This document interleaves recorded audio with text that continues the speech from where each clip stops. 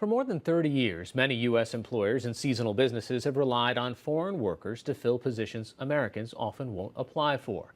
The H-2B visa program allows companies to hire migrants temporarily for low-skilled, non-agricultural jobs in everything from the hotel business to landscaping to meat packing and seafood processing. But this year, with demand soaring to a historic rate, many companies have not been able to secure H-2B visas for their workers. NewsHour Weekend's Christopher Booker reports from Maryland's Eastern Shore, where the state's famed crab industry is feeling the effects. This story is part of our ongoing series about poverty and opportunity in America, Chasing the Dream. What is said to differentiate Maryland crab is the saltiness of the Chesapeake Bay and the perfectly sized jumbo lump of meat that comes from the back fin.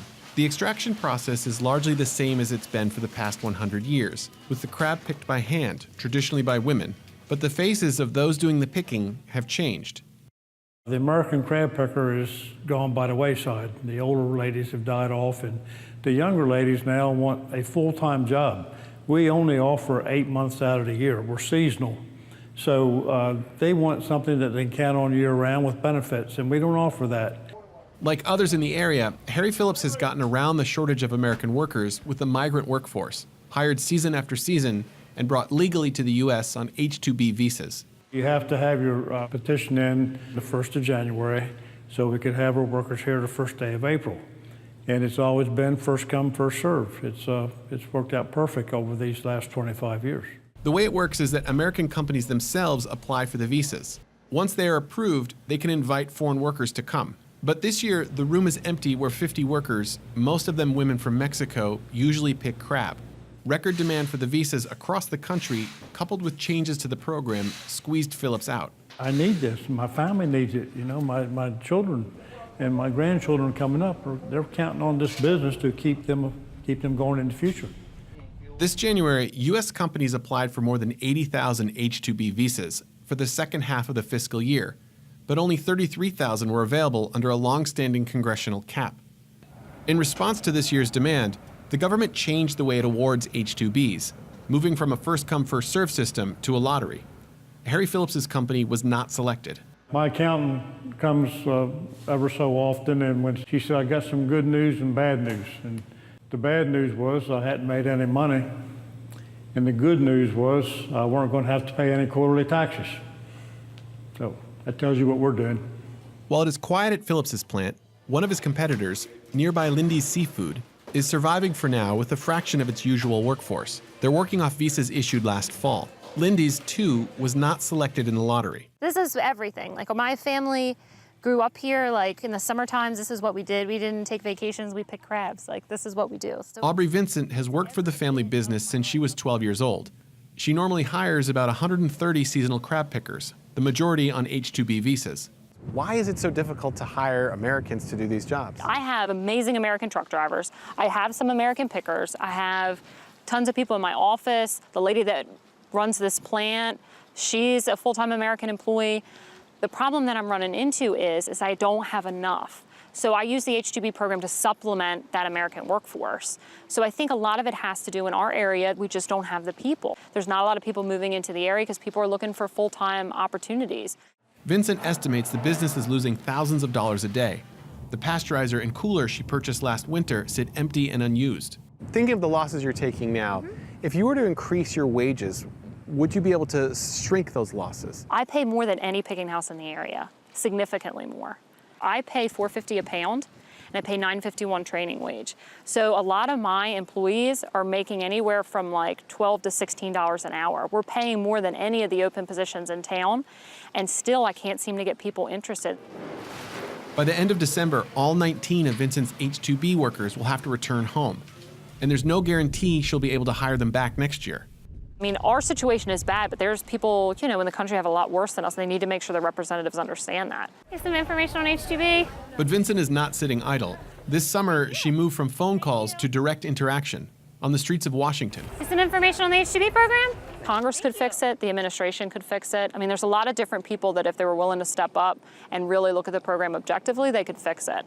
The many different players might be part of the complication. When the H-2B program hit its cap, only Congress could authorize more to be released. After months of delays, in March, Congress did authorize more than 63,000 additional visas. But that's not the end of the story. The visas must be approved by two additional parties, the Department of Homeland Security and the Department of Labor. That's a slow process on top of the congressional delay. So far, only 15,000 additional visas have been issued, once again through a lottery. Only one Maryland crab processing company was selected. An issue very important to my district, I have the beautiful Eastern Shore of Maryland, is the H-2B visa issue. Maryland's Eastern Shore is represented by Republican Congressman Andy Harris, who sits on the subcommittee of the Department of Homeland Security. And they have to bring those crabs to be processed somewhere. They have to be picked, because when you eat a crab cake, believe me, you're not eating the whole crab. These visas are sitting with the Department of Homeland Security and the Department of Labor ready to go, but the processing plants are sitting empty. It's a fairly lengthy process, normally takes a couple of months. We're hoping that it can get shortened to only several weeks, but there is a process. 15,000 is woefully inadequate when you've had so many applications. They knew full well that this was coming. Yeah, this is Congress's problem. Congress has set the cap.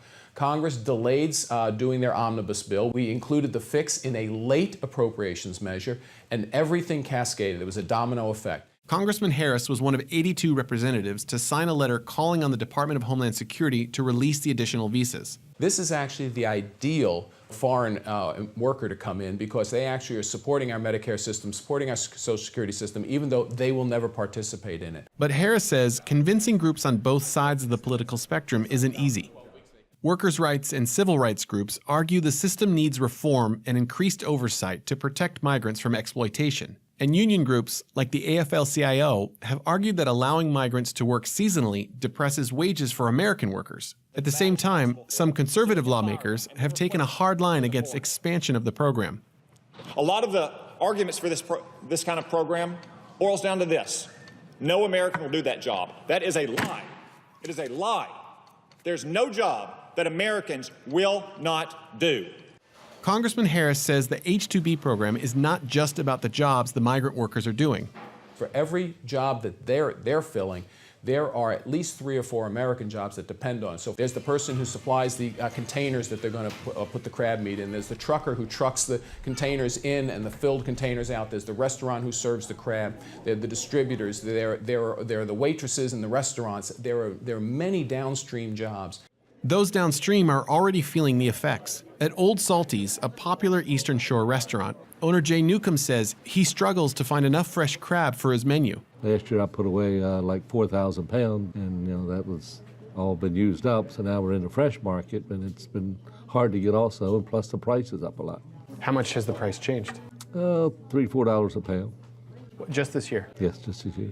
What will it mean for this community if next summer is like this summer and they haven't figured it out yet? Well, next year we feel that it's going to be worse. There's a lot more demand this year, so a lot more next year, and we just don't think they're going to be as lucky with the lottery. Who do you think is responsible for what's happened? It's Washington. Just this month, the Department of Homeland Security responded to Congressman Harris's letter, informing him that it would not be releasing any additional visas. Where are you next year if you don't get your visas?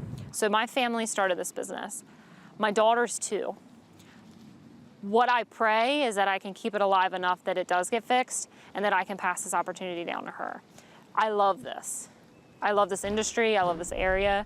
Worst case scenario is I'm not going to be able to pull that off. And that's the scariest part. All right now. Lacking solutions, Harry Phillips is making contingency plans. I can't do it 2 years in a row, no. If we don't get our workers another year, we'll shut the doors, either that or we've even considered, there's crabs in Mexico, and we've been checking to see what's going on, and we're going to fly down there this winter. To see about maybe setting up shop there? Setting up shop in Mexico. The ladies are there. They're all willing to work. The crabs are there. This is all I know. I don't have much education, and I do know what I'm doing here. So what else can we do? We can't sit here idle.